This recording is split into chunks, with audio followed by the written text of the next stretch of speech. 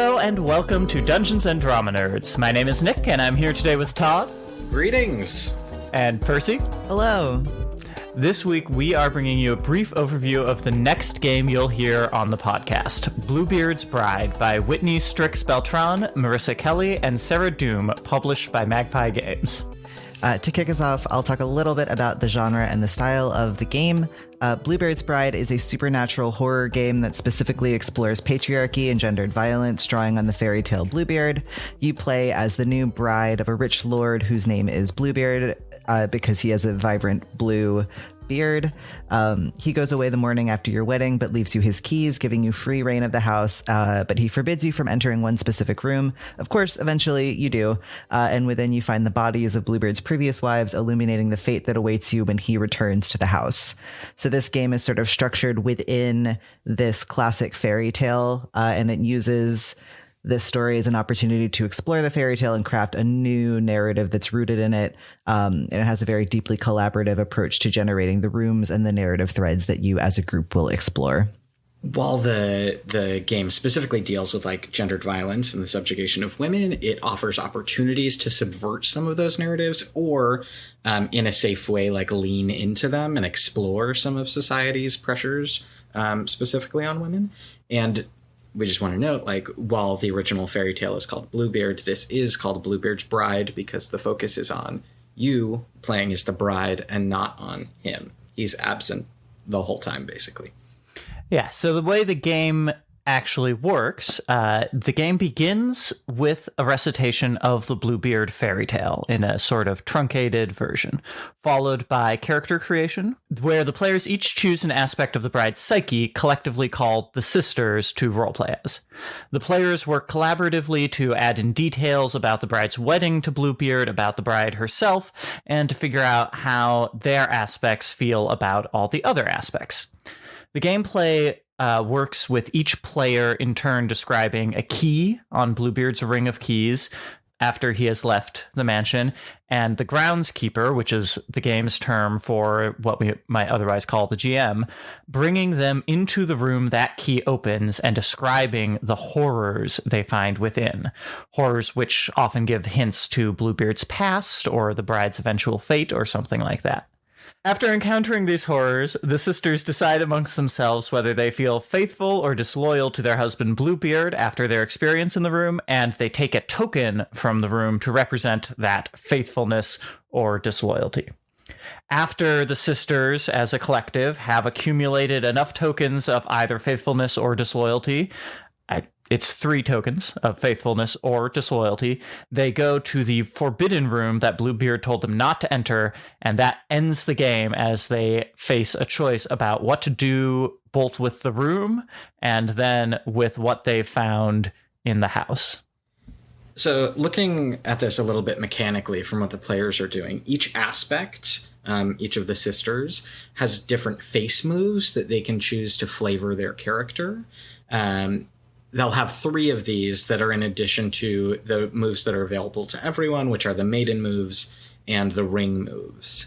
And I do think, just to add a little flavor, we keep talking about the aspects, and I think it's worth noting that the aspects are all kind of archetypes in the mythic sense of femininity. So, you know, one is the virgin, one is the witch, one is the mother, and so on. You read my mind, Nick. This sort of also links to ring moves, and then some of the maiden moves as well tend to be named after and predicated on sort of patriarchal stereotypes about what women are quote unquote allowed to do. So some of the moves are like dirty yourself with violence, caress a horror, care for someone. Like the way that you are able to interact with the world as an aspect of the bride is really specifically gendered and is really very much about like the limits that are placed upon you as a woman in this world. Like you'll notice that like a lot of them have to do with care and with touch and with all of these things that are pretty stereotypically gendered. There's another move that is interesting. It's called Shiver with Fear. And this is a move that is unique in that it is dependent entirely on the player rather than the character. It is the Groundskeeper trying to provoke some kind of like fear response, a shiver with fear, if you will, in the player.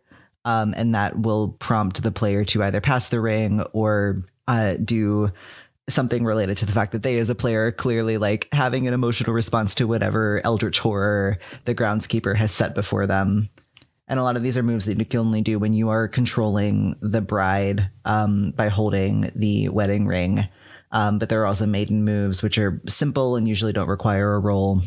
If you are holding the ring and you make a ring move, after that, you make a roll, you roll 2d6 because this is indeed a Powered by the Apocalypse game. And add a modifier.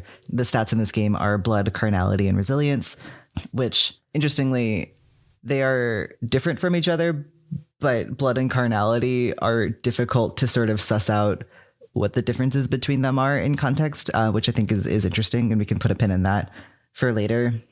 So essentially the way that the mechanics work are you enter a room, the groundskeeper tells you what's there, you have some options regardless of whether you're holding the ring or not. But if you are holding the ring and you make a ring move, you resolve that with a roll and then you pass it to somebody else.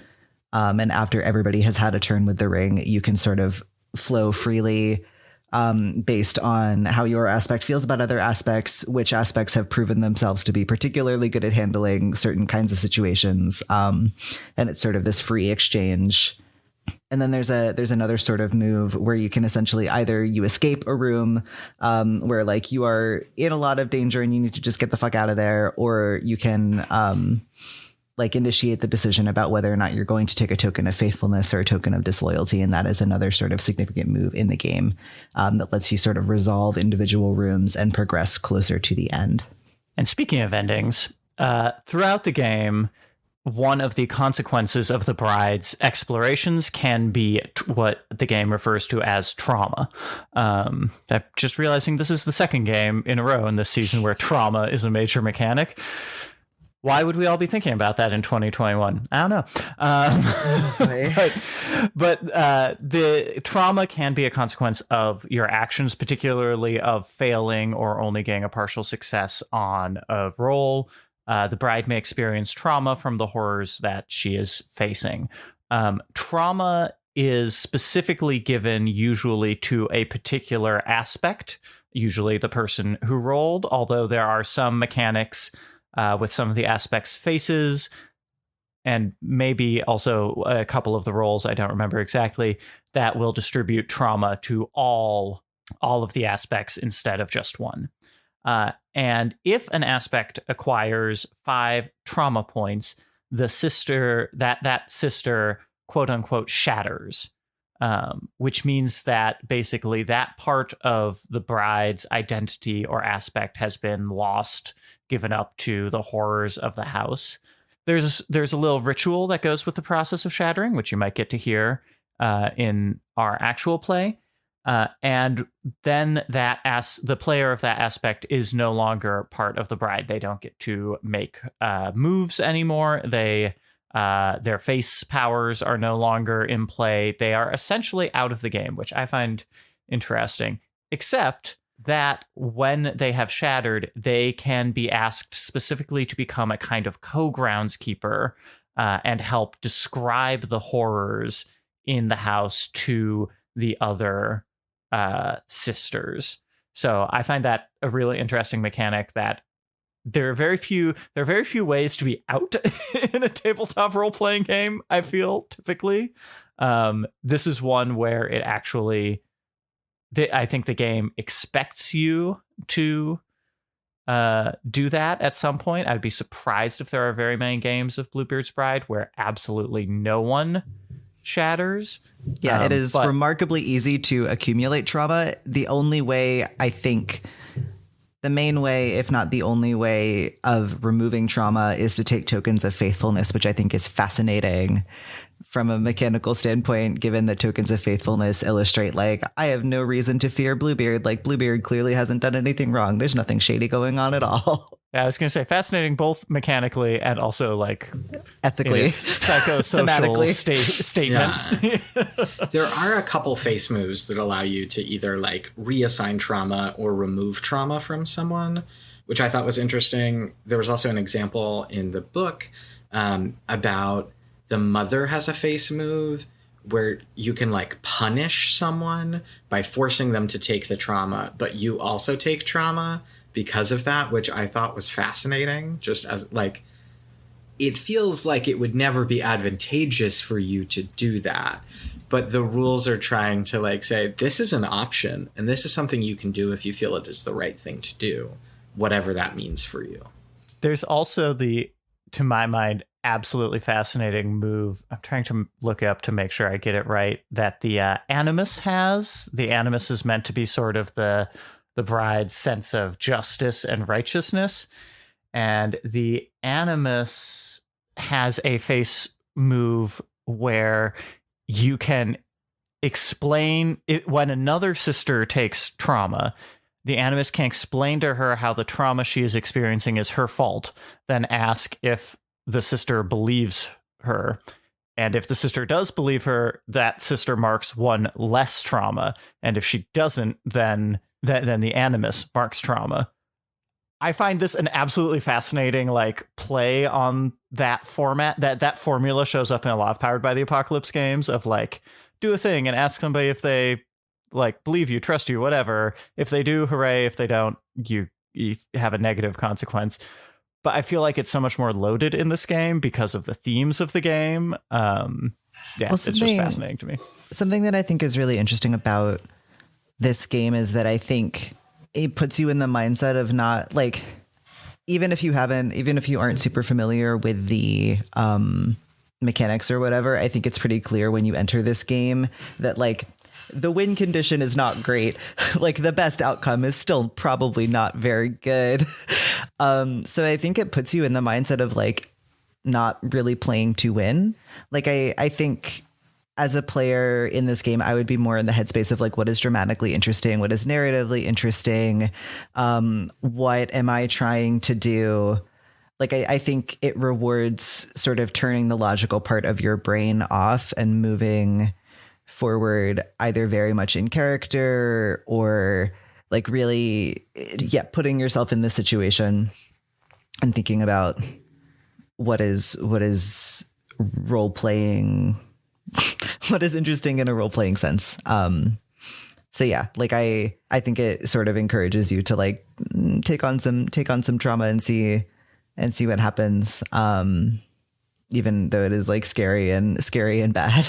Well, and because all of the players are playing aspects of the same character, it brings you this like deeply, deeply rooted collaborative model in a way that, you know, in Blades in the Dark, for example, you can have characters with somewhat competing agendas because everybody's playing their own character. Really, everybody by the setup of this game has to have the same fundamental agenda, just in the premise, and they just have different approaches to like what their priorities are within that and what their values are.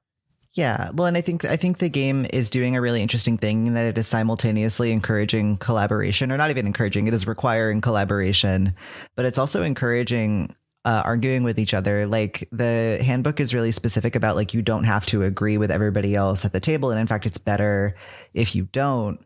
For example, if you are holding the ring and you decide, okay, I'm going to leave the room and decide faithful or disloyal, everybody has a stake in that conversation, and everybody can say, based on what I have witnessed happen in this room, this is what I think, but the person holding the ring ultimately gets to make the decision. So if you as a character have decided like, because every aspect at the beginning also says, you know, I'm prone to like, I sort of think that Bluebeard is a good guy, or I sort of think that Bluebeard is a bad guy, and you sort of enter the game with that decision being made for your aspect or your sister. So if your sister is like super on board with Bluebeard, he's definitely not doing anything wrong. You can go above everybody else's heads and make the decision like, oh, I'm taking a token of faithfulness unless I have a really, really, really good reason not to, even if everybody else at the table is like, no, absolutely, fuck this guy. Which is interesting. And then that could impact like, do you get past the ring or don't you?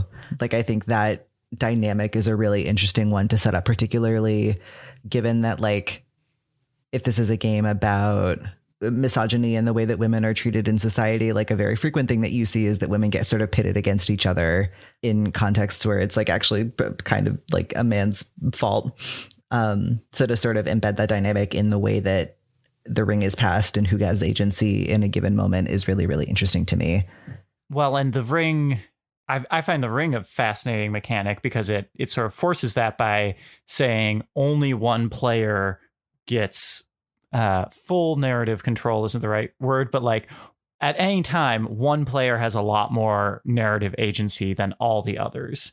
And that's hard coded into the ring mechanic because the player carrying the ring is the only one who can make any of those ring moves, which are the ones that tend to be really consequential, both good and bad, in terms of mechanics. So the ring bearer, we're in Lord of the Rings suddenly. The ring bearer is the only one who can attempt to exit a room as well. So that's, and they control essentially the bride's body, and that is a lot of power that gives the game much more of a feeling of like, okay, now it is X's turn than in any other tabletop game I have seen, I guess, except maybe in like D&D combat. So I guess I should say it's more of a feeling of that than any other narratively focused game I've seen, like any other Powered by the Apocalypse game or kind of similarly, quote unquote, not as crunchy games.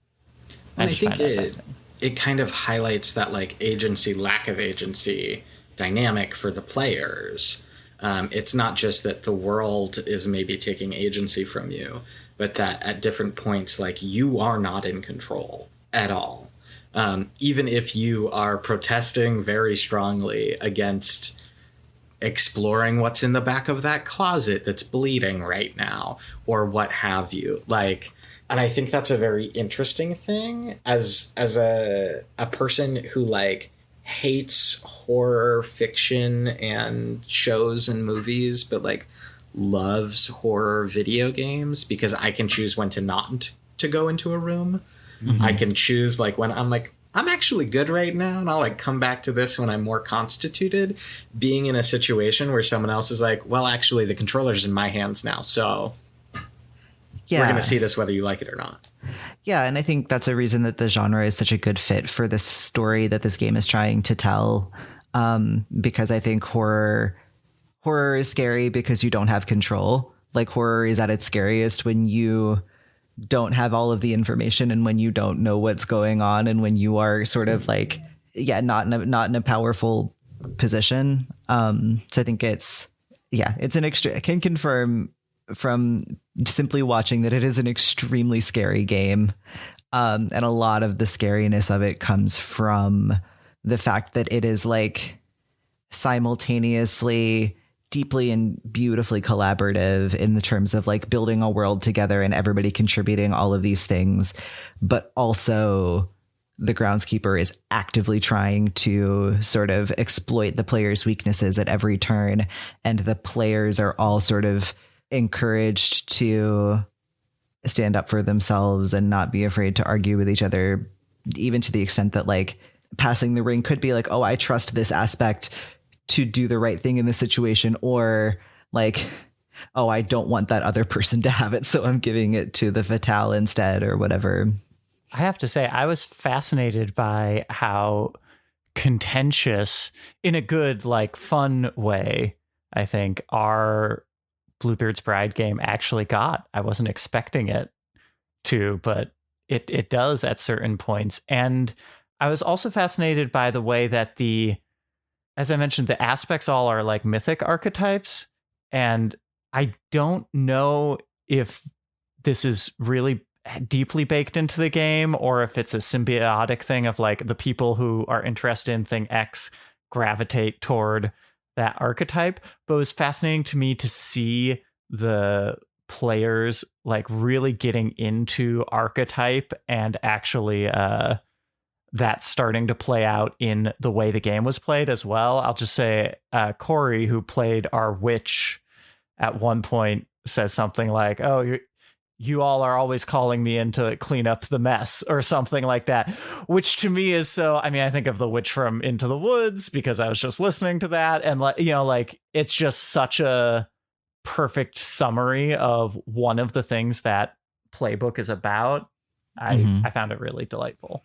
Yeah, and sort of circling back to our conversation on a previous episode about playbooks and archetypes, like I think the archetypal nature of this is really cool, but also I think aside from giving you sort of as a player, like this is my in terms of my relationship to the world. Like if you're the Virgin, that's a very different relationship to the world in Bluebeard's house than the Animus is, who has this sort of more antagonistic or, you know, critical eye that they're approaching it with. Like, I think my opinion is that like the face moves are useful, but the game is really like so much more about story than it is about using mechanics.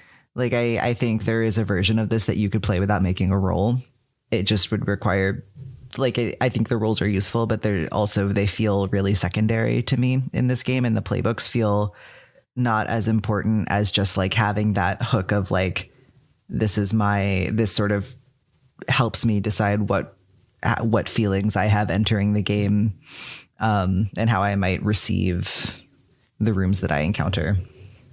Speaking of rooms, something that I think is really interesting is that this game sort of uses what I would call a version of procedural generation, which I'm probably not using entirely correctly, but essentially the way that it is written to work is the player will describe a key as like, oh, it's carved out of ivory and the base of it is a skull, and it has rubies inlaid in the teeth or whatever it is. And the groundskeeper takes that description and turns that into a room on the spot. And in practice, I don't think that that's a super good way to, like, I think that that's extremely high pressure for the groundskeeper. And so I don't know that it's possible to like truly enter this game without having written some stuff in advance. But that said, I think it's a cool sort of balancing of like the player is sort of offering something and the groundskeeper is transforming that and translating that into the world. And the rooms themselves are suggested to be built around sort of like traditionally quote unquote feminine sources of horror, oppression, transgression, body, motherhood, religion, sexuality. And they're also sort of intended to house scenes from the past or things that may have happened historically with other brides that the bride is encountering, and then uses that information to sort of learn about the house and learn more about the world, because I think you are intended to assume that she's coming in with no real knowledge of what has happened and what this person's history is. I did want to say, because I agree, Percy, that it's a very high pressure thing to put on a GM, but I do also admire the way you mentioned that the Groundskeeper guide gives you these like 4 kind of categories of horror. And I do admire the way that they break down kind of subsets of themes that would fall under each of those, and then also give you specific room moves, they call them, that are tightly tied into those themes. So, for example, one of the room moves for a body room is paper the room with what society demands. Yeah. So even though, yes, you have to come up with the like aesthetic description of each room on the fly, really every room is just going to be like one of these big buckets, maybe a mini theme bucket, and then you have a set of moves that will help guide you in the direction you want to go in. I also think one of the things in the groundskeeper section about how you build these rooms that I thought was so beautiful and so messed up is during character creation, each of the aspects has to describe like what is a present that they want to give to Bluebeard for their wedding day. They also describe like what are the things they're most worried about losing with the prospect of this sudden marriage, etc. And the groundskeeper is advised to like grab those things and use those as sources of inspiration.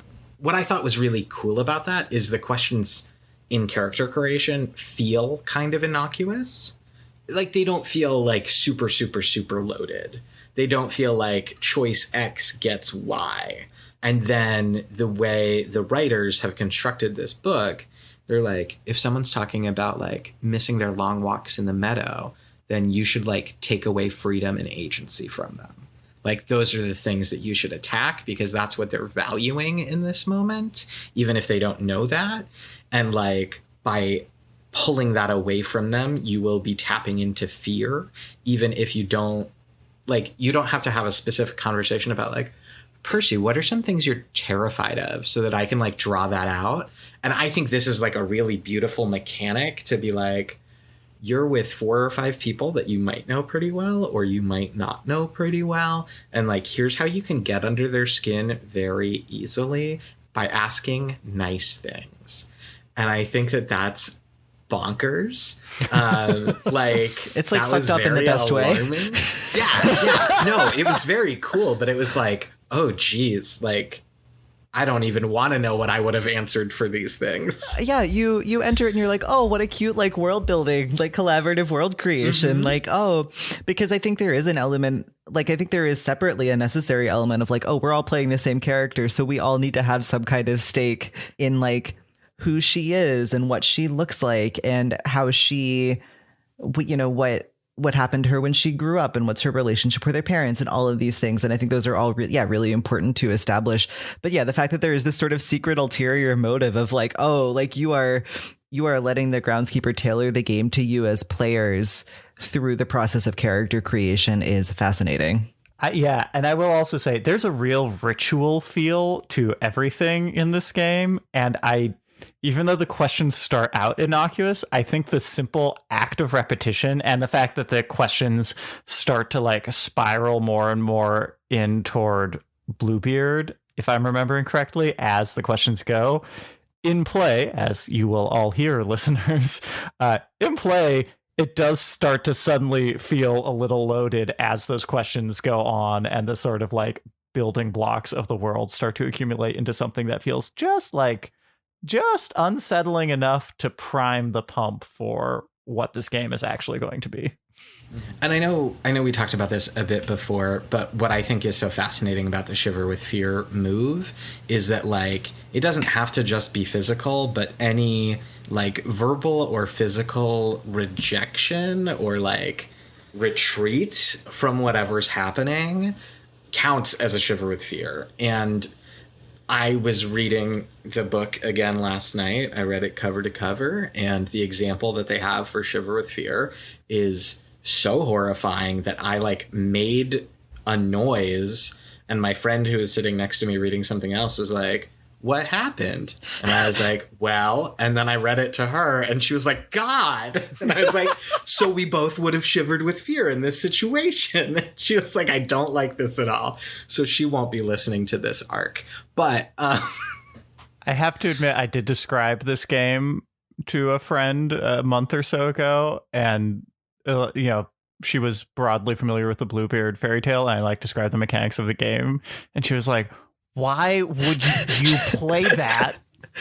Well, so yes, but what I'll say with the caveat that I didn't actually play it, I just watched other people play it, is that it is like weirdly kind of cathartic. And I say this partially like as a person who has experienced misogyny and gendered violence, like there is something kind of powerful in like really directly confronting these experiences. And also like, just on a base level, it is like kind of like there's a reason people like watching horror movies. Like it is kind of fun to be scared, but also, yeah, like it is an intense experience. And like there is, because that realization of like, oh, I see this thing, this horrible thing that my character is encountering is directly taken from a thing that I said earlier. And that feeling of like, oh, I did this to myself is so like fascinating and complicated and emotional. Yeah, it is. Certainly not a game for everybody, I would say. Mm-hmm. Well, and the book, I also really appreciated the like intro section of the book is very clearly like, hey, this is what this game's about. And if that's not for you, that's okay. And like, also, if you make plans to play this with some people, like check in the day that you're doing it, if that's still a good thing to do, because this game isn't for everyone, and that's fine. Like you can play any number of other things, but like this is for a specific reason. Yeah, and to sort of pivot that into talking a little bit more explicitly about what to expect in the coming episodes as we enter our Bluebeard's Bride arc. The game is intentionally quite graphic. It's an opportunity for players to lean into the sort of dark and horrific impulses that we as humans have. And it is worth noting that our actual play gets pretty dark and pretty scary. We will give you some content advisories at the beginning of the episodes, as well as more detailed ones in our show notes. But this is sort of your warning ahead of time that if you are sort of not super into listening to a game that delves into these themes super deeply, now you know ahead of time. And I also wanted to flag that we worked with a safety consultant, Ella Mock, who you may remember from last season's Apocalypse World game. And they were just sort of on hand to be a resource for our players and facilitate conversations about everybody's boundaries and things that everybody needed from the gameplay experience in advance. It's also worth noting that this is our first ever short game. Bluebeard's Bride is designed to be played in one single setting. You can play the game again and again, but each story only takes one sit down to complete. So what you can expect from this is 2 actual play episodes with a commentary in between, and then an interview with some of the cast before we move on to our next system. So not as long as our regular kind of main season games, but just as exciting and perhaps even more terrifying and fascinating.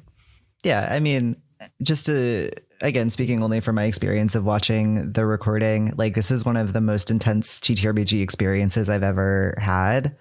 And I'm really, really excited that we had an opportunity to play this game and folks who were down to really like get into it and try this with us. So I think you all will really, really enjoy it. Excellent. Well, we'll see you next week with our first actual play episode of Bluebeard's Bride. Dungeons and Drama Nerds is produced by Todd Backus, Percival Hornak, and Nicholas Orvis, and it's mixed and edited by Anthony Sertel Dean. Find us on Facebook, Twitter, and Instagram at DN Drama Nerds. Check out cast bios on our website, dungeonsanddramanerds.com, and tune in next week for another episode of Dungeons and Drama Nerds.